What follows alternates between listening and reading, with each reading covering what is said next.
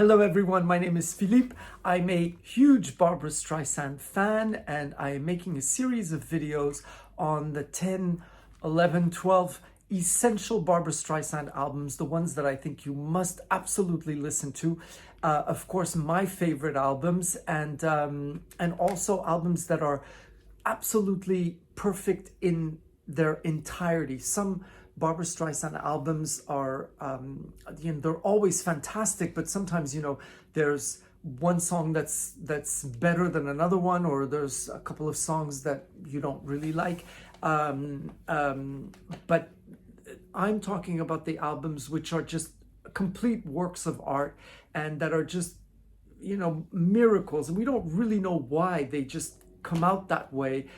Every song is perfect and the voice is just amazing, the recording, the orchestrations, and Stoney is one of them. And the cover has fascinated me when I was a child and when I bought that album, because it was so just haunting and so strange.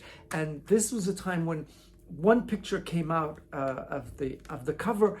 They wouldn't release any other pictures of the photo session, so you didn't know exactly, you had no idea how the picture was taken, what time it was, where, because there was just one picture. So, when I was looking at this, I was thinking, what is she moving out, moving in? Is she going somewhere? Is she, is the truck, run out of gas? Is she lost? And who took the picture?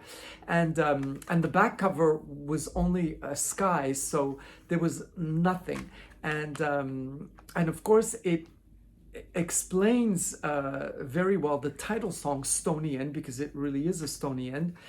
But it's also, to me, it was always what I called her country album. And it's not country music, but it's very folk and it's very roots and it's very down to earth. She sings songs from Laura Nyro or Laura Nero. I don't know how you say it in English. Who is just an amazing author, composer, and singer. And and she sings, contemporary artists. She sings popular songs like If You Could Read My Mind, Stoney End, which was her #1 hit, and which when it was given to her, she didn't think. It's also produced by Richard Perry, who's this great, amazing producer who produced, a lot of stars. He produced Diana Ross. Whenever an artist wanted, an album that would push, they would very often come to Richard Perry, because he was really very strong. And he was especially famous for the Pointer Sisters' resurrection. When they became 3, he started producing all their amazing hits.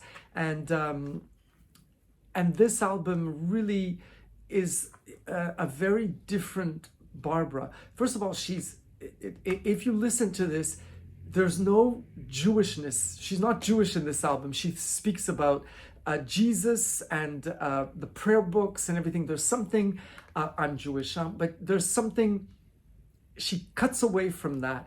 And it's not that in other albums she says anything in particular, but in this one there's something where she cuts away from religion without it being said in any way, but it's very particular. And she sings the opening song is called I Don't Know Where I Stand, which is just a beautiful song, and the orchestration is very strong, very powerful. But then you have songs that are also with just a piano. That some openings are cold, like maybe you hear the preparation of the song before the song starts. So this is again very modern, a cut away from the extremely polished Peter Matt's album that she did in the 60s and all the way up to the end of the 60s.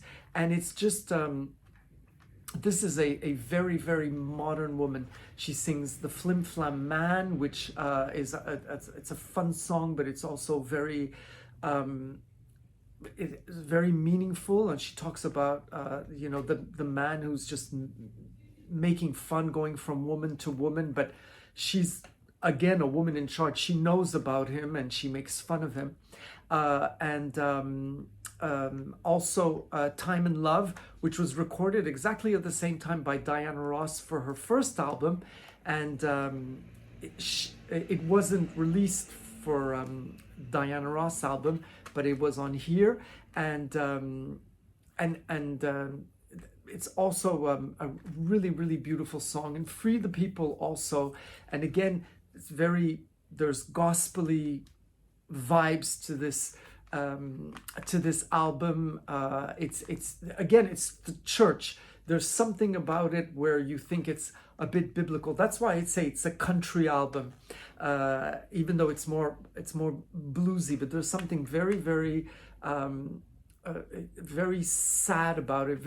There's a lot of melancholy in this album, and Barbra is just absolutely beautiful in it. No Easy Way Down and Let Me Go are just beautiful songs, and Just a Little Lovin', which is just picks you up, and it's again a very free woman talking. She's just living life, and it's just beautiful to hear. And for a lot of people who think of Barbra Streisand as this vocalist perfection of the American songbook type artist, because she's had so many careers and she's done so much in her life, that if you listen to one or two albums, you think, oh, that's all she must have sung, because it's so perfect every time she does something.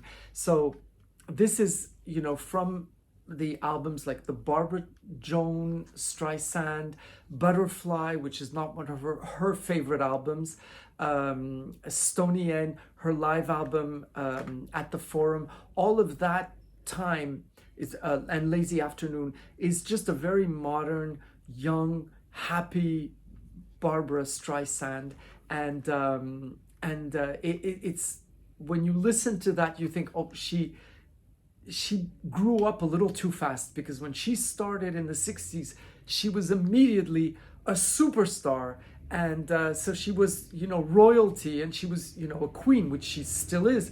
But then all of a sudden there's something that she just went, wait a minute, let me live my life as a young woman, let me just enjoy life. And this is what this album is about, and I just love it, and I hope I piqued your curiosity, and I hope you enjoyed it, and I'll see you soon for another album.